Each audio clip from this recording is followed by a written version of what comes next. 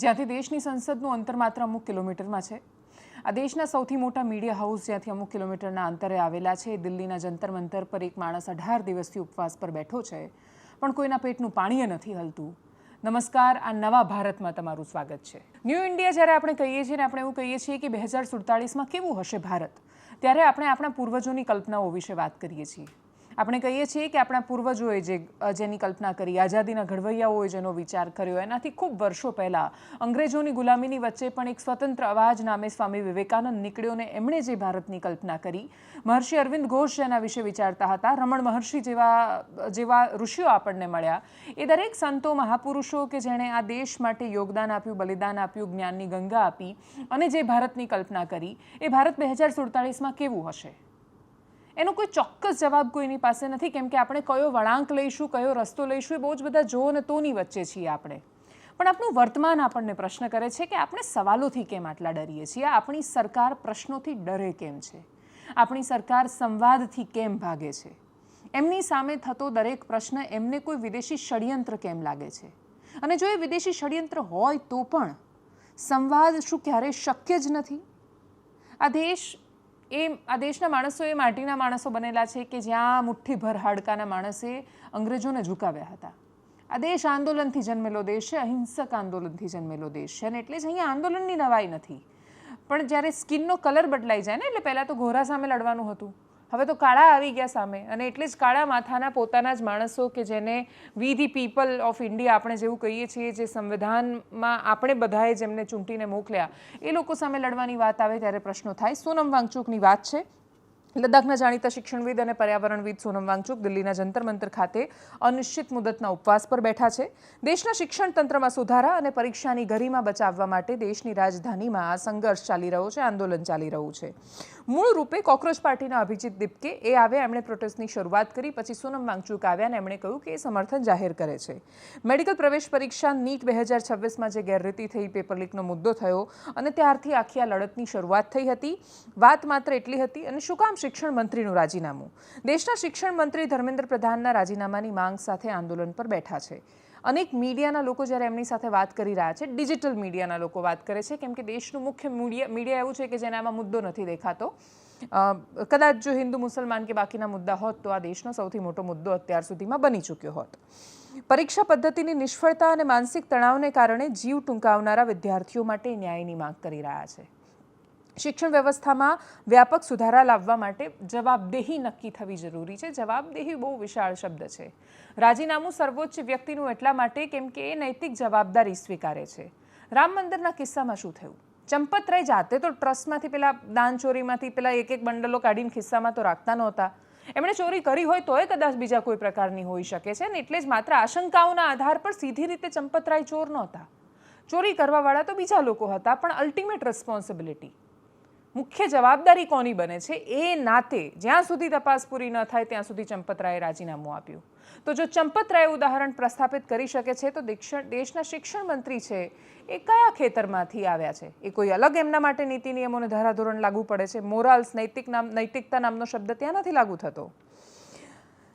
New York times અને BBC જેવા વૈશ્વિક માધ્યમો જે આ મુદ્દાને લઈ રહ્યા છે, એ હવે આખી દુનિયામાં આ મુદ્દાને લઈને ગયા। વૈશ્વિક મીડિયા અત્યારે ત્યાં કવર કરી રહ્યું છે। જંતર મંતરથી દિલ્હીનું મીડિયા અત્યારે પણ દૂર છે। સોનમ વાંગચુકને હિંસા વગર શાંતિપૂર્ણ રીતે ગાંધીવાદી માર્ગે અવાજ ઉઠાવનારા અગ્રણી તરીકે અત્યારે વિદેશનું મીડિયા રજૂ કરીને એ અવાજને હવે દુનિયા સુધી પહોંચાડી રહ્યું છે।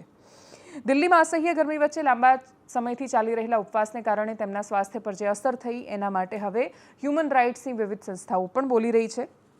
સતત ઉપવાસને કારણે એમનું વજન 8 થી 9 કિલો જેટલું ઘટી ગયું છે। શુગર લેવલ ખૂબ જ અત્યારે ડાઉન છે। દિલ્હી હાઈકોર્ટમાં આ વાત ગઈ, એમણે સરકારની પાસે જવાબ માંગ્યો છે કે એમના કથળતા સ્વાસ્થ્યને બચાવવા માટે શું પગલાં લીધા સરકારે।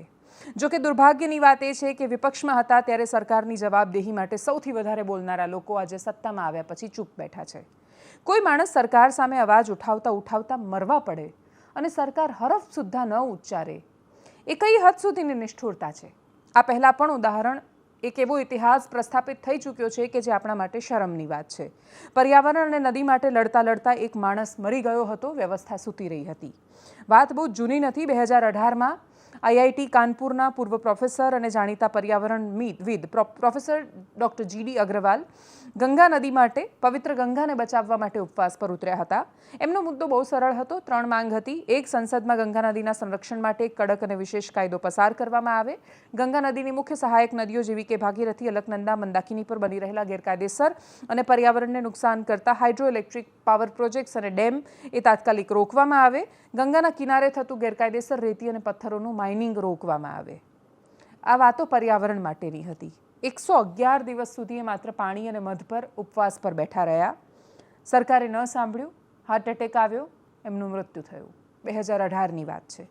આટલા મોટા વૈજ્ઞાનિક અને સંતના ઉપવાસ હતા, છતાંય એ વખતે કેન્દ્ર સરકાર દ્વારા એમની માંગો પ્રત્યે કોઈ જ ધ્યાન ન અપાયું. એમણે પ્રધાનમંત્રીને પત્ર લખ્યો, ત્યાંથી પણ નિષ્ફળતા મળી, ત્યાંથી કોઈ મદદ ન આવી. એકલબ્ધ પ્રતિષ્ઠિત વૈજ્ઞાનિકે નદી માટે પોતાના પ્રાણ આપી દીધા હોય એવી આધુનિક ભારતના ઇતિહાસની એકમાત્ર આ ઘટના છે. આવું ક્યારેય નહોતું થયું આઝાદીના આટલા વર્ષોમાં.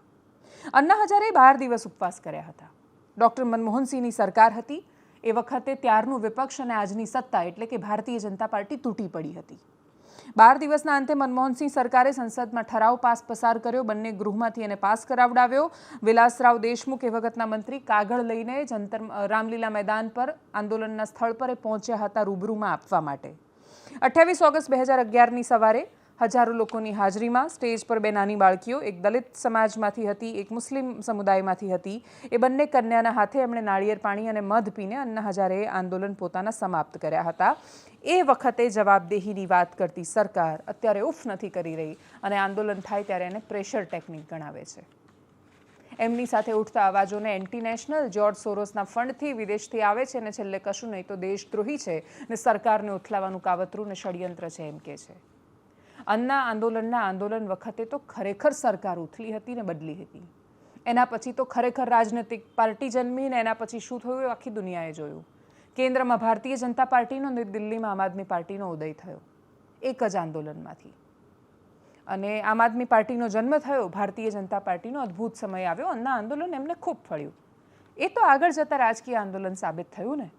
અને છતાંય અન્ના હજારેને રાષ્ટ્ર વિરોધી તો નહોતા કહેવામાં આવ્યા.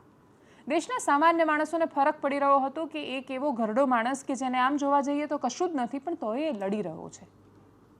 એ વખતે લડતા માણસથી ફરક પડતા ભારત દેશના સામાન્ય નાગરિકોની આત્માએ ત્યાં સુધી મરી પરવારી છે કે એમને સોનમ વાંગચુકમાં દેશદ્રોહી દેખાય છે પણ દેશ માટે લડતો એક માણસ નથી દેખાતો, વ્યવસ્થાની કમી નથી દેખાતી.